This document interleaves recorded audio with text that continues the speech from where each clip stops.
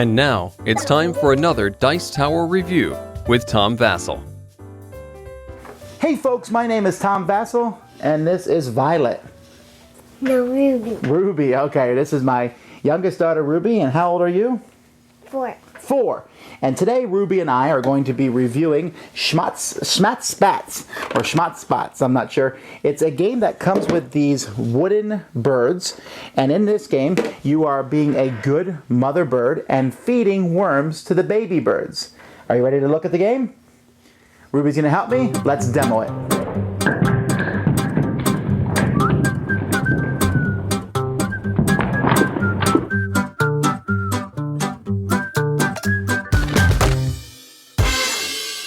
Alright, here we have the box for this, which we'll open up. Because the reason I'm opening up the box is because the box is essentially used to play the game. Here we have the rules. There's a sticker sheet. You put these stickers in the corners. They give you 2 extra ones because some people, myself included, are very bad at putting these stickers on. You got a couple pieces of cardboard here, and then we'll take out all the birds and all the worms and all the beaks. Okay, once all the pieces are out, you're going to place this black piece here, like this, and then on top of that, you'll put this one here, and then you're going to take this board here with the birds in it, and you're going to punch these 4 pegs through it. There's 4 spots to punch the pegs, and you'll then place that on top of this, and on top of each peg, you're going to put one of the birds. All right. So, that is how the game looks when it's set up. Now, what someone will do on their turn is, the first thing they'll do is roll the dice. So, Ruby, go ahead and roll the dice. Oh, first, before you roll the dice, you pick which color bird you want to do. Which bird would you like to do? Pink. Okay, a pink bird. So, roll the die now for the pink bird. So, she rolls it. Roll it right here. Okay, you can let go. There you go. All right, what do we get? Pink flower. All right, so pink flowers. So we take a look at the pink bird, which is right down here, and we're going to move the pink bird. Actually, that's the brown bird. Sorry, the pink bird's right here. We're going to move the pink bird until we see flowers. So go ahead and move the pink bird until we see flowers. You can go ahead and move it. All right, once we find the pink flowers, then we're going to feed one of the pink birds on the board. So go ahead and feed one of those. Now there's 2 ways you can do this, by the way. You can take the bird off yourself and put the worm in the bird's mouth like this and feed it. Do you want to do it that way? Okay. Okay. Sometimes that's a pain in the neck, and then you can just drop the worms in. So go ahead. Which bird are you going to feed? All right, go ahead. Did it work? No. No. Okay, so when it doesn't work, you take the worm and you'll put the worm in front of yourself. But let's say you pick a different bird. Try to feed one of the other birds. Blue one. Well, a pink one, because this is the pink mommy. She only feeds the pink babies. I like this one. And then in that case, did it work? Yes. So then what do we do? What do we do to the bird if it works? Put a beak on it. Right, so then you go ahead and you'll place a beak onto that bird. You can go ahead and do that.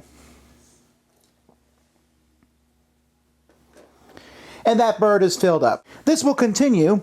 The next person picks the color bird, rolls the dice, and each die has different sides, and you will move it till you get to that side. And then you'll just take one of the worms and try and drop it in that color. If it works, you cover it with a beak. Otherwise, you put it in front of you. If you have more worms, and if you run out of worms, basically the worms you stuck in front of you, before you put beaks in them, then everybody loses.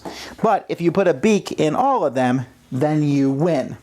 You can also play competitively to see who gets the fewest worms put in front of them and manages to feed the most. But with little kids, it works best as a cooperative game. All right, Ruby, did you like this game? Mm-hmm. What did you like about it? Did you like the birds? Did we win? Mm-hmm. Did we lose? Who's better, Ruby or Daddy? You're not sure? Ruby. You're better? No, I'm better. Remember it. Okay. Anyhow, the game is very simple. It's just a little fun dexterity game. Because of the way the pieces are put in there, I would say it seemed like 2/3 of the time you were able to drop the worms in. It wasn't a very difficult process. The game is a beautiful production. This is most certainly a game for people Ruby's age. This is the kind of game that she would like. The idea of moving it, matching the different terrains with the dice that's rolled, moving it around. You can tell as an adult, if you look over, you can tell kind of if there's a yawning cavern or if it's going to be blocked. But most little kids aren't going to be able to tell, and so for them it's a surprise. Will it feed or not? So I guess there could be some tears if the birds keep rejecting the worms, but I think there's enough times that the worms go into it that it works. So anyhow, this is a very fun game with the right playing age, and it also teaches matching. It teaches maybe tiny bit of dexterity, and just a beautiful production. Of course, I expect nothing less from Zoch. So that's Schmatzspatz. Thanks so much for watching the Dice Tower videos. Find more great videos and reviews, as well as our top-rated audio podcast at Dicetower.com. You can also find other great shows at DicetowerNetwork.com. I'm Eric Summerer, and you've been watching The Dice Tower. The Dice Tower is sponsored by Cool Stuff Inc., where you can find great games for great prices. Cool stuff in stock. Check them out at CoolStuffInc.com. There.